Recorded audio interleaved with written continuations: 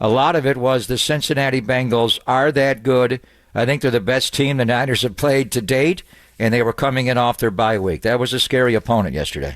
Yeah, I'll give them their due, but I think the problem is within the 49ers. I mean, that is just not their defense. They don't miss tackles like that. That's not forced by Cincinnati. They're not gang tackling. They're not getting off blocks. That's not an above-average offensive line. They played a similar game as they played against Minnesota. I mean, look, I'm giving Cincinnati all their credit. There's no doubt about it. That's a good team. But defensively, and we can get into the offense in a minute and what George Kittle said about turnovers and all these other things, but defensively, especially on that final drive, that's what really sticks to me is that final drive where they started the 22 with 8:07 left. They didn't even look like they wanted to stop that.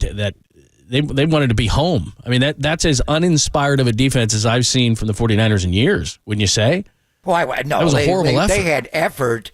They ran Irwin underneath on the underneath route for a big chunk, and then they just ran Mixon. The Niners have got to play better. I'm saying that. But the Cincinnati Bengals are a terrific team, and they've been since Jamar Chase came into the NFL. There are very few times in the last few years where I never think the Niners are going to lose, but there are certain games where I think it's going to be hard. The Kansas City game last year, hard. The NFC Championship game in Philadelphia, I knew was going to be hard. The Cleveland game offensively against Schwartz off his bye week was going to be hard. And yesterday, I thought the whole game was going to be hard. This is the best team they played. The one that surprised me was how well the Vikings played on Monday night. I guess what I'm doing is I'm grading them on an expectation level. Is that, look, I'm not saying Cincinnati's not a good team and they're fully healthy, and I don't care. I'm with you. I don't care what they did in the stats.